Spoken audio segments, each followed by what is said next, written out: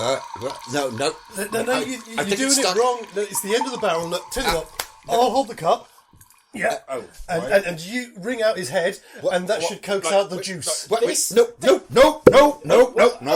We are done here. Oh, what? We actually got a tiny little bit in there. Oh, wow. Nice. I ain't touching that. We're kind of wasting our time. There's a fresh cup over there. Nice. Sorry. Why?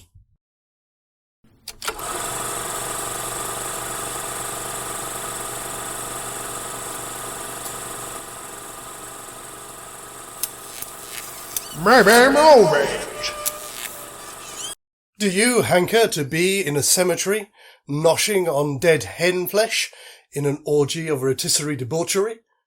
I know I do. Alas, I am stuck here in delirium with these fine feathered finks that we have surgically plucked for your delectation.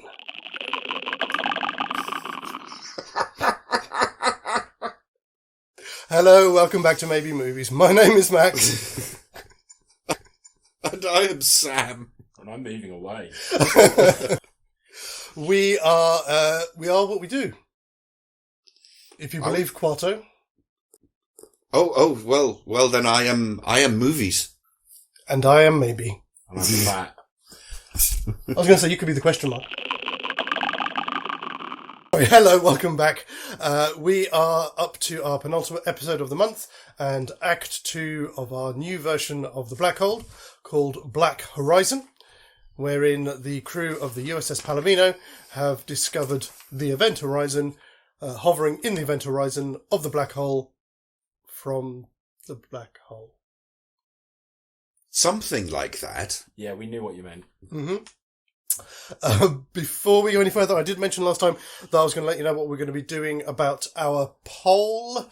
So, what we're going to do with it is it will be out as a pin post on our Twitter page, which is on the Zadrum Twitter page. At the same time as this episode goes out, it will also be up on our Patreon page from today as well. And then I will also be putting it out on the Maybe Movies Facebook page story, as well as the Zadrum story on Instagram on Friday, because those I can only put up for 24 hours. Okay, so there's a number of places there that you can find the poll and cast your vote. And at the pitch meeting for November, we will announce this month's winner. Before we get into this as well, there's just the business of our Shoutout for today. Oh, yes. Which for today is not for us, it's for you. What? Why? Because I was going to call you Tubs of Fun, but that's that will result in this. With good reason. No, just because you do a wonderful thing in podcast land, do you not? Oh, all you need is blood. Yes. So, do check it out. It is well worth your time, especially if you are horror fans. Who doesn't want three guys shooting the shit about horror films? We talk horror movies, horror games, talk shit to each other. We do have a good laugh. We have a good discussion about it. We've been doing it for about 6 years now. Which I find hard to believe. We do swear a lot. And we do cut it quite close. I'm surprised we haven't been banned yet. Well, you know what I say? Give the audience what they want. The horror crowd are very forgiving. Yeah, I think the politically incorrect crowd could be a bit dubious about some of the stuff we talk about. But yeah. If they have any sense, they just won't listen. Well, I hope so. We always joke about having hardly any listeners. And yet, how many are you up to now? It's a few 100,000, isn't it? It's over 100,000. That was last year. Good Lord. Wow. Also, yes, so one final thing before we do get into this, just a huge thank you to all of our recent subscribers. Thanks for coming and checking us out and giving us a bit of your time. You are more than welcome, and hopefully we shall see you often and for more. Thank you. Let's have a look at Act 2, shall we? Act 2, right. I had an idea. Oh, okay. I thought already. Yes. So what we were saying at the end of last time, we were saying about Dr. McRae being basically out of action now after the pulse wave, which knocks everything out, right? Yeah, like sort of comatose, like Justin. Like was. Justin is. Yeah. But she is psychic. So no doubt, to be able to be that, she must have some kind of internal safeguards. So if we kind of throw in some flashes of what's going on in her head. Yeah. And I just thought you would get this almost like a repeating loop of her in the setup from the black hole when they go to lobotomize her. Oh. And she's trying to fight back, and she can see this figure overhead, like the figure with the mask. Mm. And it's her trying to, it's kind of like a contest of wills. Uh-huh. But she doesn't know who it is, who the other person is. Because the face is obscured. And then at some point later on during the act, or later in the film, she has a moment where she overcomes it, the mask comes down, and that's when we get the reveal that it's Vincent. Yes. Yeah. Yep. I like that. Yep. Yep. Yep. I forgot that's the one thing I did forget to grab. That's a nice touch. And it means that whenever we've got some space to fill, we can just cut away to her internal struggle. So if we've got any awkward gaps, we can easily plug them. And it's easy B-roll for me as well. That also. That's cheating. But also thinking about that, what we were saying before about leading people up the garden path to think that it might be Durant who's our nemesis. Mm-hmm. We can lean into that even more, because who's the obvious person to send out onto the surface, or send out to repair the outside of the Palomino? Is Vincent. Of course, yes. So he'll be out of the action during a long period, and we'll be focusing on the actions of Durant, which will be suspicious. Mm-hmm. Yes. Yeah. But it did make me thinking about if we're going along the same line as Event Horizon, where we kind of see stuff, or the crew are starting to experience stuff. What things would these characters see? Oh, right. Well, we've never really gone into their... I mean, we know what McKay's trauma is, but she's already in the hellscape. Mm-hmm. I mean, if you think about it, because I know in the original film, you never see anything that seems to affect either Coop or Smitty. So we don't possibly have to do it for everyone. No, that's very true. They're also the two that stay out of the ship. They're repairing the... True. They're repairing the Lewis and Clark the whole time, so they're not in the ship. Stark as well, actually. You never see No, anything. Stark is... And she's on the ship pretty much all the time. Yeah, because No, she doesn't. I don't remember her having a vision. No, Stark never had a vision. Or DJ, actually. It's only really Peters and Miller that do. Yeah. And obviously whatever Justin, but I think that's because Justin's gone through the thing. I always assumed that the implication was that DJ did have something, because that bit when he goes with the scalpel, yes, there's obviously some trauma there. He did say he saw something, didn't he? But he wouldn't say what. Then they Yeah, never but say what what. we don't talk about is the massive scar that DJ's got down his chest. I know. Ah, yeah. No, you good point there. I completely missed that. Yeah, I notice it every time I watch a film. I notice it. That why does he have that scar? Yeah, and it looks like Jason Isaacs has really got that. It doesn't look like an effect. He hasn't. Has he not? No, no. I've never seen him in anything else that he's had his shirt off. So it's the effect is that good that it looks like a real. But yeah, it's open heart surgery scar. What is that scar? Yeah, exactly. Something happened to him. Okay. The only one that I I had a couple. The first one that I thought was Durant, because it's Alex Durant, isn't it? I think it's Dr. Alex. Yeah, I think so. Yeah. So he just sees he keeps seeing this figure. I was going to say it would have to be his mother. Why? He keeps seeing his mother from the back and just going, Alex! And then the final reveals it turns around and it's just him in drag.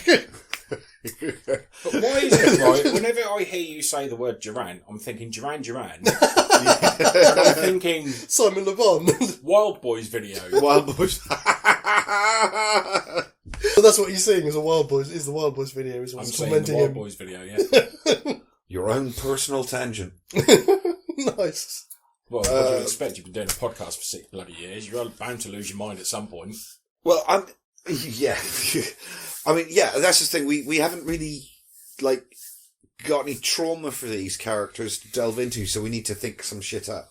Well, the only thing I could think of for Holland was in the black hole. Towards the end, there's a suggestion that there is a thing between him and McRae, so it could be something to do with her. Oh, yeah, that would work for Holland. I was going to say, because he seems to be like a guy who feels really responsible for his crew. Yeah. So his guilt about what's happening to the crew yes. could be a thing. Which will ramp up again, obviously, as soon as somebody dies, because I suppose we'll have to kill somebody off soon. Yeah. Well, no, because most of their crew survived till it's not really till the end, is it? Yeah, because they only lose 2 crew members. Peters, 3 if you include Miller. Because you lose Smitty, Peters, Miller. and Miller. And technically Weir as well. Yeah. Oh, yeah, of course. Yeah. But yeah, I mean, if anyone who's got any ideas, I mean, again, we don't have to do it for everybody. No, I think, But I just like that idea. Again, I'm sure Anthony Perkins will be like, fucking hell, why are you doing this to me again? I was going to say, it'll be fun if we do. Let me get my mind working. I mean, you know what? We could be like kind of incredibly lazy and give Miller's backstory to the captain. You know, because that need to protect his crew comes from a place of trauma. Yeah. Yeah, okay. I've got no problem with that. It means we get to keep hold of a little bit of the original movie. Yeah, we need to add something to it, though, just to make it doubly traumatic.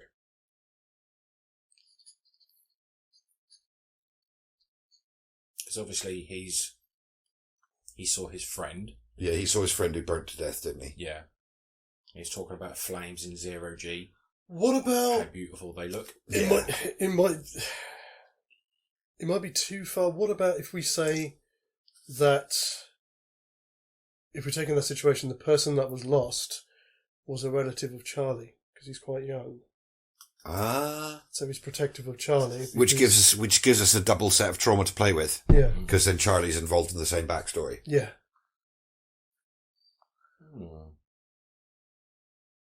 So they'd both be seeing the same visions, but the captain is seeing him on fire, whereas Charlie would be seing his brother. Yeah. Or whatever. Yeah. You know, but like how would they share to that vision, though? Because you've got to think about it. Well, they don't have to have visions at the same time. They can have separate visions, but the same person. How are you saying that he knows Charlie's brother? They were posted on a different ship together. Oh, no, I've got it. So if we're going to say it's his brother, again, this is pure invention on our part.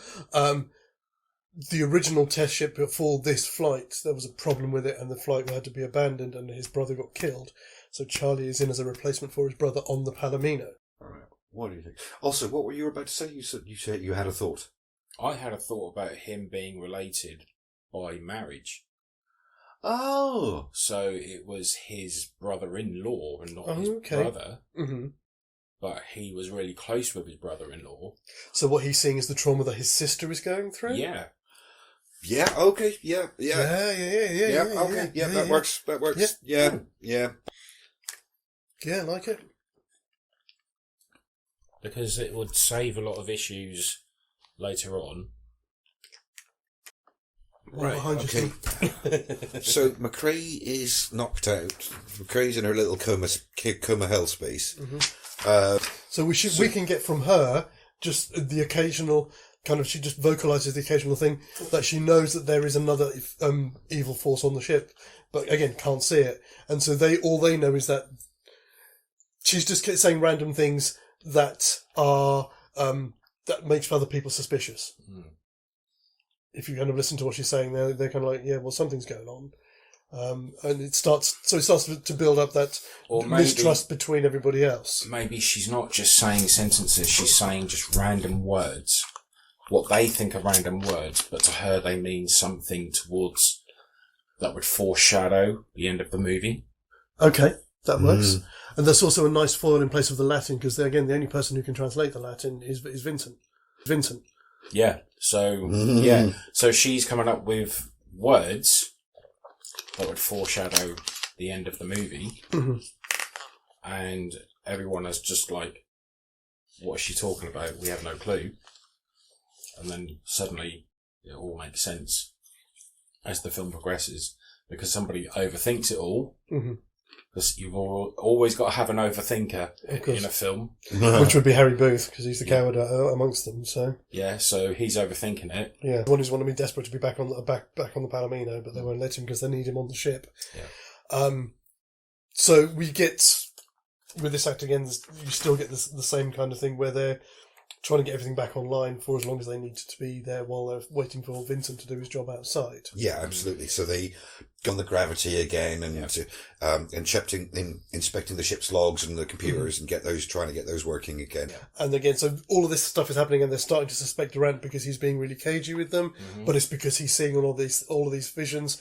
But him being he's like an astrophysicist, isn't he? Yeah. So he's a realist. He doesn't want to entertain that these things could possibly be real, so he doesn't want to say anything to anyone. But that in turn is then increasing their suspicion of him. Yeah. Because he's not saying anything, it makes him look suspicious. Yes. Yeah. Until other people start to see things, and when they start to come forward. If that makes sense. Yeah, I think that works. All right. Oh, so are we? Are we having? Is Kate McRae going out the airlock? Oh, yeah. I think we need to have her go out the airlock. Because that is, because that can be the moment. Because the only person who's outside on the Palomino is Vincent, so they send Vincent to go and try and save her. Oh. But Vincent going twitch. Mm-hmm.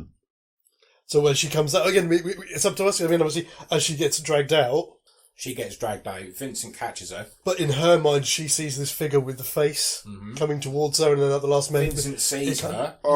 It comes away, and she gets. Yeah, right? yeah. So Vincent sees her, and he's a fair distance away from her. So he basically goes forward, and then a really evil twist, he goes towards her to try and catch her. Mm-hmm. Instead of catching her, pushes her further away. Oh, you're trying to kill her, aren't you? Because you've got to think about it. It's minus however many hundred of degrees it is in space. Mm-hmm. She's going to freeze immediately. And it wouldn't take that much because, again, it's just not nudge her out of the way. I'm sorry, Dr. McRae. You've seen too much. Yeah. Oh. And then she kind of falls back. And then she kind of falls back as she falls back. Gets caught by the gravity of the black hole in the wing, yeah. Mm-hmm. Yeah, but as she falls back, she freezes. Mm.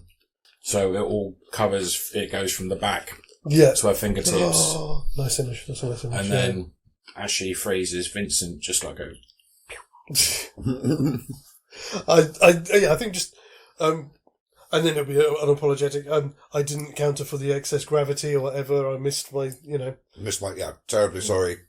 Bad calculations. Mm-hmm. Mm. I like it.